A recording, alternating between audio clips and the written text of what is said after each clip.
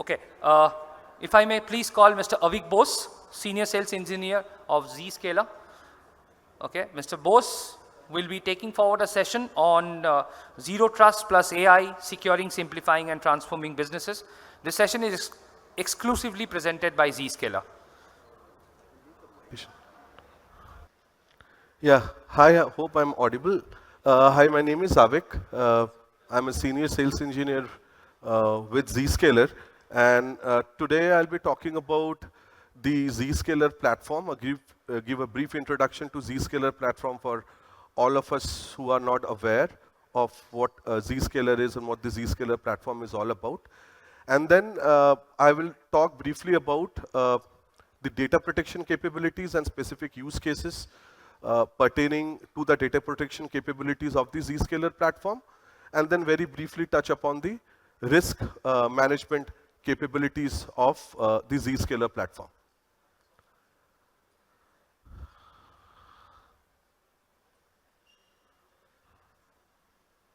So Zscaler was one of the first security organizations who was able to commercialize the concept of zero trust. So we all know zero trust started off, again, as a concept given by a Forrester analyst, John Kindenberg, back in 2011, right?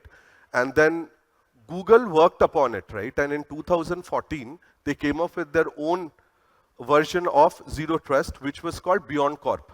Now, however, one major challenge with Beyond Corp was that Beyond Corp was primarily for Google's internal use, right? So while designing the Zscaler platform, our Zscaler engineers worked very closely with their counterparts or with their Google counterparts, and then they came up with this first commercial version of the Zero Trust architecture, which we now call it as the Zero Trust Exchange. Now, this Zero Trust Exchange, as you can see, essentially what it does is it entails for any enterprise to implement the Zero Trust framework irrespective of where the users are located and irrespective of where the end user's destination is. So irrespective of the fact as to whether the users are working from home or the users are working from offices, branch locations, campuses, really doesn't matter. And later on we expanded this concept of users or the workforce to basically incorporate entities in the sense your workloads may be running in your hyperscalers or data centers, right? Or let's say, for example, your IT/OT devices, right? So irrespective of any traffic. So now today what the Zero Trust Exchange essentially does is that any traffic that originates from within your enterprise, irrespective of its location and irrespective of the type of the entity, we implement the Zero Trust principles on it and ensures that the traffic is or your entities are able to successfully access that specific traffic. Now, as I said, the end destination doesn't matter to us. The end destination may be internet, the end destination may be some specific application hosted somewhere in your organization. So we have, as a part of that, we predominantly addresses these 4 key use cases: securing the workforce, securing the cloud, securing the IT/OT devices that your organization may have, and securing B2B applications. These are the 4 primary use cases that we adhere to. And essentially, if I have to break it down, our Zero Trust Exchange, the way it works is, and this is a simplistic version, that any traffic that goes through the Zero Trust Exchange what we will essentially do is that the first point of termination for all that traffic becomes our Zero Trust Exchange. So as you can see over here, the traffic can be originating from a user's machine, it can be originating from a workload, it can be originating from an IoT/OT device. It then goes on to our Zero Trust Exchange, which becomes the first point of termination. And as soon as the traffic hits the Zero Trust Exchange, we essentially go ahead and start applying the Zero Trust principles on it. So we start off by first identifying the identity and the context of the traffic. Once the identity and the context have been established, then we do a traffic inspection. We ensure that the traffic is free from any kind of malware or any kind of content that can be seemed malicious. And at the same time, right, depending upon the content of the traffic, we will also dynamically go ahead and give or continuously give or update the security score associated that we will give to that specific entity generating the traffic based on the content of the traffic. And once the traffic has been inspected, right, then we go ahead and enforce the policy. Now, the policy enforcement is essentially we determine as to whether to allow the traffic, whether to block the traffic, or let's say, for example, in certain scenarios, we can even go ahead and decide that I want to allow this traffic, but at the same time, since this traffic can be risky, I maybe want to open it in an isolated containerized environment so that the user still has access to that traffic, but in the event, if there is something malicious that comes as a part of that specific traffic, the user system, right, or my user systems doesn't get compromised. So that is what it essentially means, the enforcing policy, and we can do this both for any kind of private applications that you have or any kind of internet-based applications that your users may be accessing. So the traffic type really doesn't matter to us. And as a result of which, what we essentially do is, since we are adhering or we are implementing the zero trust principles from the very outset, what we are essentially able to do is first minimize your attack surface. Second, we are able to prevent lateral movement. And the third is prevent compromise and data loss. Now, the first two are very important, minimizing the attack surface and preventing the lateral movement, because at the end of the day, right, your attackers cannot attack something which they cannot see, right? So most of the organizations today, the biggest problem is that they have a large attack surface. And as an organization or as an individual managing the risk for your organization, you may not have even the knowledge as to what all is exposed or what is the digital footprint that you have exposed out on the internet, which can be potentially accessed by attackers, right? And it's quite easy. There are tools like Spiderfoot, there are tools like Maltego, or there are tools like Shodan, right? It's essentially anybody everybody can, who has basic rudimentary knowledge, can actually go ahead, use these tools to scan the attack surface of your organization. And once they find the attack surface of your organization, after that, it's only a matter of time before one of those entities turn out to be vulnerable, and that becomes the entry point for an attacker inside your organization. And that's how most organizations typically get breached. So the second, obviously, is lateral movement, right? So as during the initial panel discussion, right, somebody had mentioned that in spite of, I think it was Mr. Partha who had mentioned, that in spite of spending millions and hundreds and thousands of dollars, right, we all know that every organization today is at the risk of getting breached, right? Really doesn't matter how robust your security policies are. That really doesn't matter how much we have really invested in the hardware and the software or in the manpower, right? And therefore, it is very, very important to prepare for an eventuality that if my organization gets breached, right, the blast radius, as we call it, right, or the initial point of impact or the infection should be contained to the initial infection point. It should not be able to spread inside your network, right, or inside your organization. And that is where even prevention of lateral movement is also, which is very, very important. So I will say that minimizing attack surface and preventing lateral movement, these are the two immediate benefits that an organization will be able to get by implementing the zero trust exchange or the zero trust architecture from Zscaler. Now, this is again at a very high level. I'm not going to go into detail. So again, since Zscaler or this entire platform is cloud-based, right? So obviously, the scale, the resiliency, right? Because at the end of the day, for organizations who are using Zscaler, this again, this becomes an imperative platform for them to continue their day-to-day business operations. So obviously, there can be questions regarding our capability to process traffic, our capability for resilience and so forth. And this platform, right, has been designed from grounds up, keeping,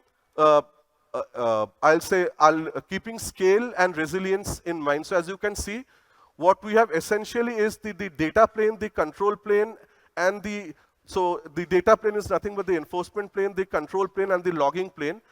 For resiliency and for scaling purposes, we have purposefully kept it separate, right?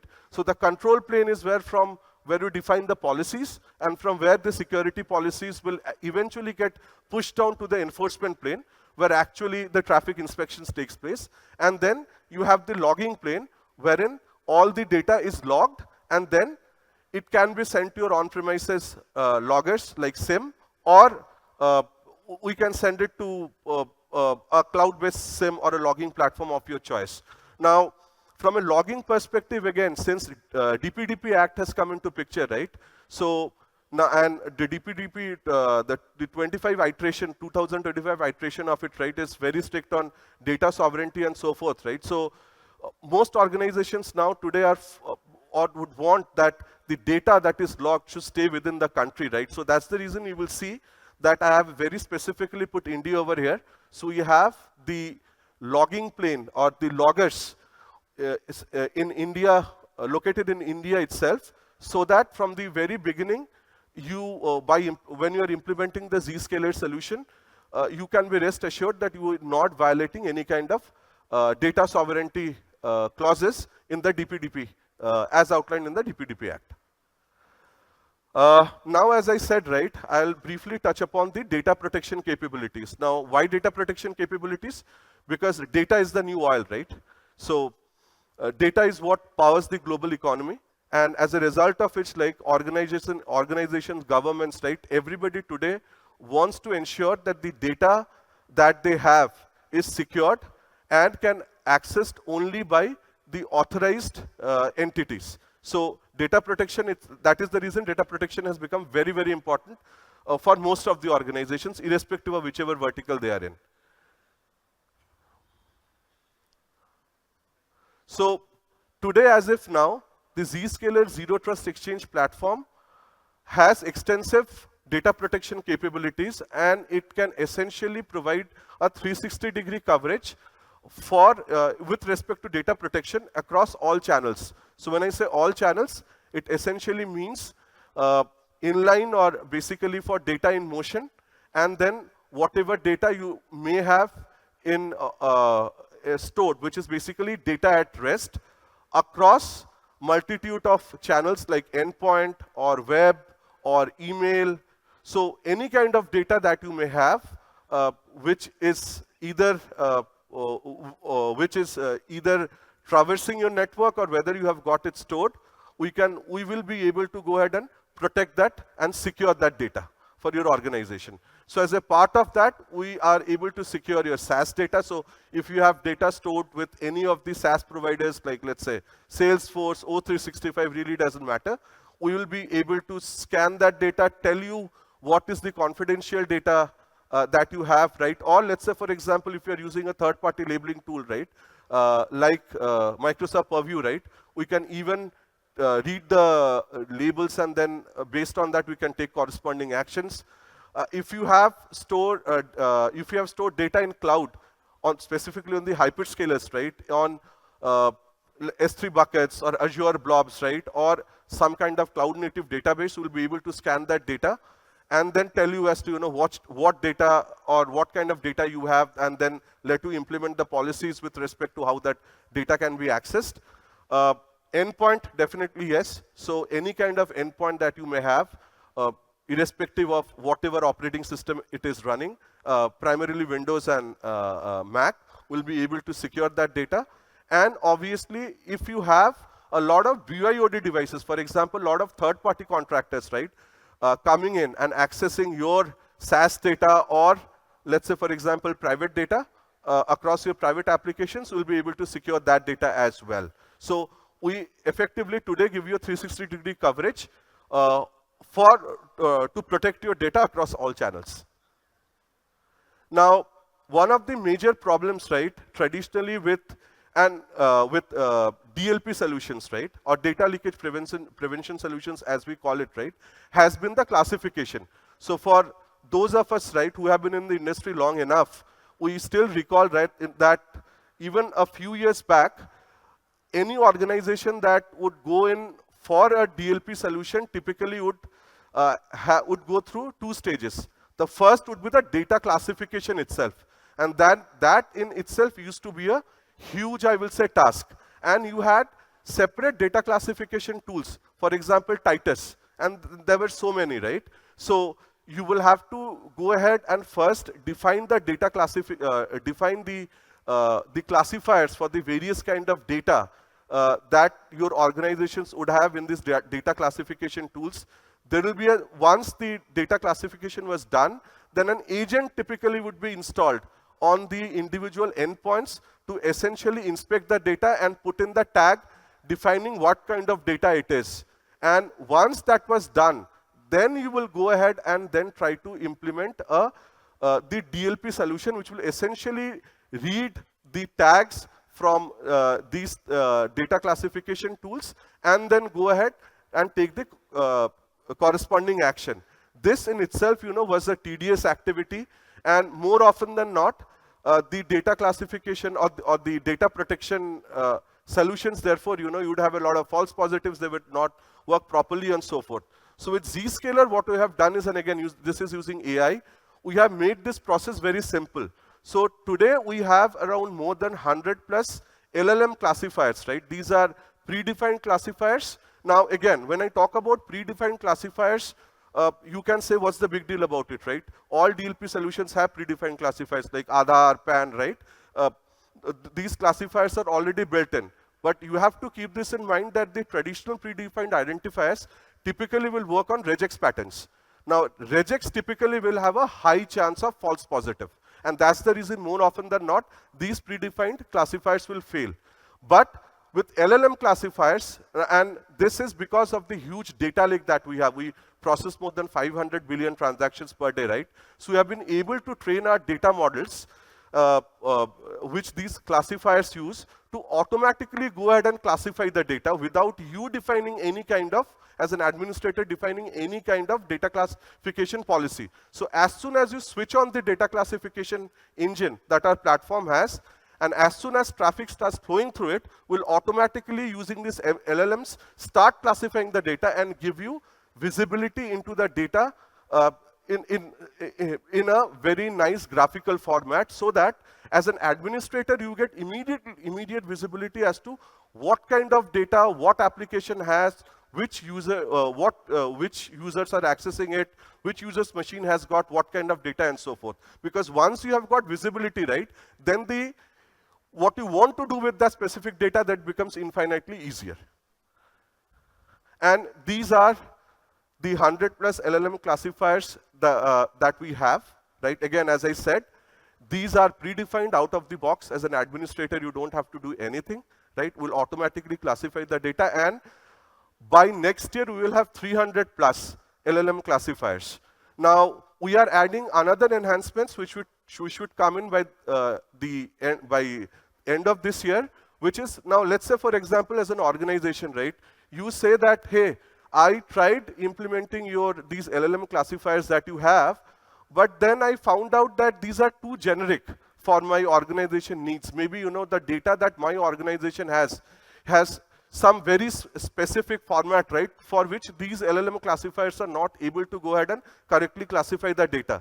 In that case, we will also give you an option wherein specifically for your tenant, we will give you a SLM engine.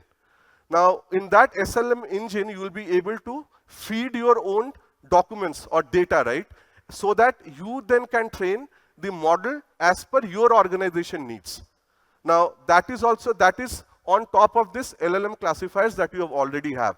So because we understand that data classification still remains very, very challenging for most of the organizations, and we are trying to simplify it, automate it as much as possible, right? So that as an administrator, right, you can concentrate on what matters most, that is basically deciding, what to do with that specific type of data that is there, that has been discovered. So this is the kind of UI, right, that you see. This is the actual screenshot that you see from, that you will see in the GUI. So this is the initial discovery that has been done, and this is how you will see the data being represented. And as I said, for this 0 configurations required, you start the engine, and it will automatically go ahead and discover the data and give you the report in this format. Similarly, from an endpoint perspective, this is exactly how you get. So again, endpoint discovery scan using LLM classifiers again can give you much accurate results, give you a much better view as to what kind of sensitive data your user's machine have without the kind of false positives that you have or we have generally seen with traditional DLP solutions. And again, this is from the actual interface itself, as you can see. So this is the kind of data as a DLP administrator you will be able to see. And this is the email, right? So again, if you want to stop data exfiltration through email, so we have email DLP as well. As if now it works with O365 and Gmail, we are working to add additional email providers like Zoho and so forth as well, which should be available in the subsequent few months down the line. And this is exactly the kind of report that you see. So with email DLP again, you can address very, very granular use cases. So one use case that I encountered during the POC for a large ITS organization was that they were very, very worried that they had a lot of, I'll say, PII data, patent data with them, right? Because they're an ITS organization into product development as well. So they basically wanted that if an employee of them wants to send an email with multiple recipients. Now, a lot of those recipients will be from within the organization and from outside the organization. But they were, but they basically wanted that if the recipient belongs to their competitor's domain, then that specific recipient should not be able to receive that mail. That mail should get blocked. Otherwise, for any other non-blacklisted domain, the email should go through. Now this was, and I am pretty sure this will be a very common use case for a lot of the organizations out here. So this was one of, and we were able to solve it using our email DLP solution. So you get that kind of granularity, that kind of flexibility in defining the policies, right, as to with our email DLP. This is specifically, I am pretty sure there will be a lot of O365 users out here, right? So O365, typically you will be enabling, right, the Copilot, right, as a productivity agent. Now, with Copilot, the problem is that, again, it's a AI tool or AI agent, right, a generative AI agent, which essentially depends, right, on the backend data that you feed it, right? Now, let's say, for example, if your data policies are not very well defined, now let's say you have given your Copilot access to your entire O365 drive, that it can go ahead and fetch data. So anytime a user puts in a query, right, it will go and fetch the data, right, from the from your O365, let's say OneDrive, right, and then based on that formulate responses. Now let's say, right, if I'm a user with malicious intent and no proper guardrails have been provided or defined within your Copilot, I can simply go ahead and ask, hey, can you please tell me the salary of this specific person, right, with, let's say, this employee ID. Now, since the Copilot has got now unrestricted access to your backend, right, or it has not been configured, so it will go ahead, and fetch the data and give the salary details of, let's say, which is supposed to be confidential, to, let's say, some other employee, right?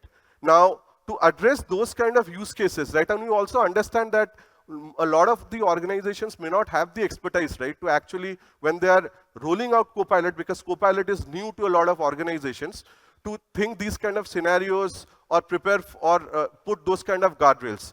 So we can even inspect we can inspect Copilot traffic, and we can, there you can define the policy guardrails and say that for these specific group of users or user groups, right, this kind of data should not be visible, or they should not be allowed, or ChatGPT should not, or I'm sorry, Copilot should not be allowed to display those kind of data to those set of users.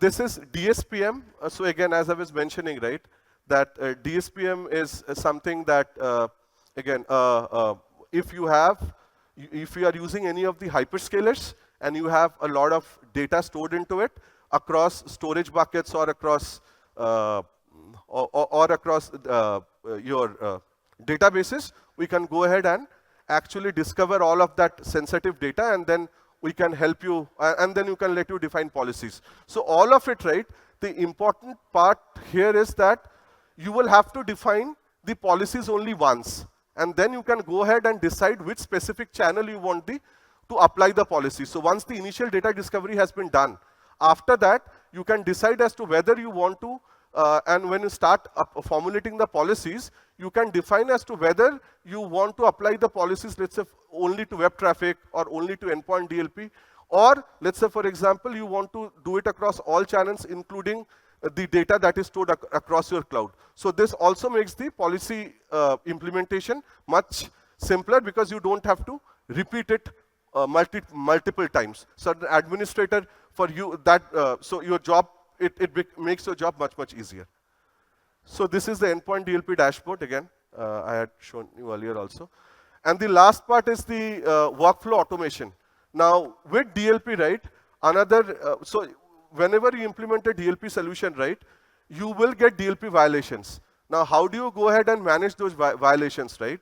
So typically, with a lot of the other DLP solutions out there, you will need to integrate with a third-party ticketing system like ServiceNow, or let's say, for example, Remedy and so forth. With the Zscaler platform, we have an inbuilt ticketing management system within the platform itself. So if you don't have or do not want to integrate our DLP solution with your ticketing system, the platform itself has the native capability to actually go ahead and manage in all kind of actions related to all the DLP incidents that our platform or that will be raised by our platform in response to the policy violations. We call it workflow automation. So this is the workflow. Again, I'm not going to much detail. If you are interested, I am available, and we can go ahead and discuss this in detail. Now, from a data protection capability, again, 2 use cases. So this was the overview or generic overview of our platform regarding data protection capabilities. 2 important use cases I briefly wanted to talk about. The first is securing GenAI applications, right? Now, this is a big headache for most of the organizations, because most of the organizations today, right, allow or are under pressure to allow generative AI application, at least, if not all, but for a limited part of the workforce, because of the kind of productivity benefit that you get. But like any other new technology, as soon as you allow generative AI applications, there are security challenges to it, right? So how do we go ahead and ensure, right, or protect data exfiltration, or help you make optimal use of the GenAI applications that your organizations has already allowed or may allow? So the first is that we will first tell you what all GenAI applications are being used by your users, department groups, and so forth. Now, so first of all, we'll give you visibility. Now, once we have given you visibility, we will tell you what kind of data is going through each of these generative AI platforms. So the classifiers, right? So whether it is PII data, whether it is source code, whatever it is, right? We'll give you the breakdown for each of the generative AI applications that your users are using. The third is, we also, from a visibility perspective, we will also let you do a prompt capture. So what it essentially means is that, so all generative AI applications, right, irrespective of the type that you are using, typically will have a prompt where the user puts in the query, right? And based on that, the generative AI will then go ahead and give you a response. So we can actually capture the prompt and give you a visibility as to exactly what your users are or what queries your users are putting inside these generative AI applications. Now that is, so this is from a visibility perspective. Now, so this is the kind of, as I said, the data that you get. So these are this is from a sample screenshot. So these are all the generative AI applications that this specific organization is using, right? And these are the number of transactions allowed, blocked, isolated, and so forth. The number of sensitive data transactions, we will break it down. The screenshot is not, the complete screenshot has not come in, and then we'll give you generative AI uses by department as well. And since, and obviously from a data protection capability, whatever data protection policies that you have implemented or that you have configured, you will be able to apply on these generative AI applications also. So if you say that PII data or source code, right, the user should not be able to send that out, right? So we will prevent the users from pasting any kind of source code, right, or PII data within the generative AI prompts. And this is the prompt capture that I was talking about, right? So we captured the exact prompt and show it to you. So this is what exactly the user was typing. And we have captured it, and from a visibility perspective, right? And now, as an administrator, you can decide as to whether to allow these kind of data within the prompts or not. The second is ensuring compliance to the DPDP Act. This again, I'll say that it's one of the primary concerns with a lot of organizations today. And again, I'm going to skip this part because I am pretty sure you all will be aware of the DPDP Act and the DPDP 25 Act. So I'll straight away come to the part wherein how actually we go ahead, or Zscaler helps you discover and safeguard data for DPDP compliance. The first, again, as I said, the data discovery part, right? So we'll first of all discover the data wherever it is located in an organization and tell you what is sensitive and what is non-sensitive, right? And that includes your endpoint, your cloud, as well as any SaaS apps or data in motion, right? Then identify, once we have discovered the data, we will help you identify and catalog the personal data. So AIML, using AIML classifiers, predefined and custom identifiers. Then we have the advanced classification engines that will include exact data match, index data match with Indian PII, and then the labelings, right? So if you are already using MIPI, AIP labels to classify the data, we'll be able to read the data and then classify the data accordingly. And then safeguarding personal data, it's basically for data at rest, BIOD, email, and endpoint. For all of these, right, I will not go into all of these actions, so we'll have specific policy actions which will help the administrator block or contain access to all the sensitive data, right, and the PII data that has been classified and discovered by our platform. And then eventually the last point is the incident and data retention part. This is where our workflow automation engine comes into picture, because this component is entirely hosted in your premises. So all of the DLP incidents, associated logs, and so forth will be there inside your premises, which then you will be able to share with the relevant authorities if there is a need for it. And you can retain it for as many days as per your organization's requirement. And this is the last part of this slide. I just wanted to briefly talk about risk management, because this is something that is relatively new. I think it's a one and a half. We introduced this capability some one and a half years ago with the acquisition of Avalor. So what risk management essentially does is that for your security operations team, right, we help your security operations team using this Zscaler AI fabric, which basically correlates, harmonizes deduplicates the data, right? And then feeds it to our AI engine. We are able to do what we call as a unified vulnerability management. We are able to do what is called as a threat hunting, and we do what is called as a breach prediction, right? Now, each of these, again, they have their own use cases, they have their own value propositions. So again, I'm not going to go into detail. But this is something which we are seeing a lot of interest from the customers, specifically from the security operations team, and specifically now with our acquisition of Red Canary, right?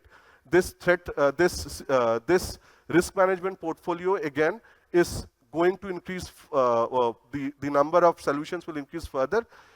In a nutshell, if I have to explain this to you, it helps your organization as from a business perspective. We will give it.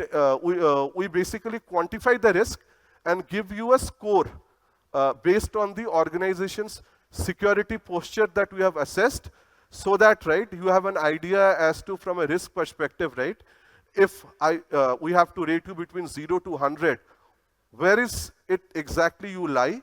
What are the parameters due to which you have a high or a low score, right? And how you can improve this score.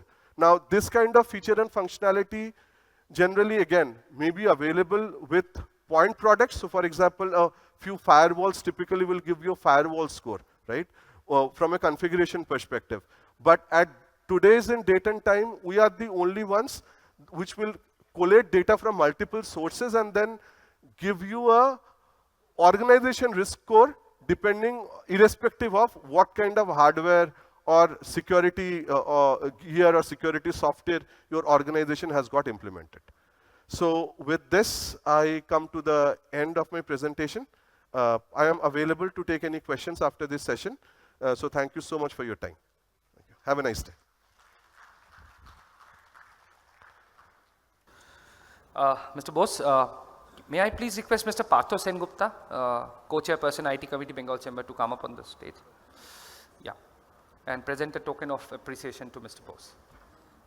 Thank you. To the center, please. Yeah. Thank you, sir. Thank you so much, sir.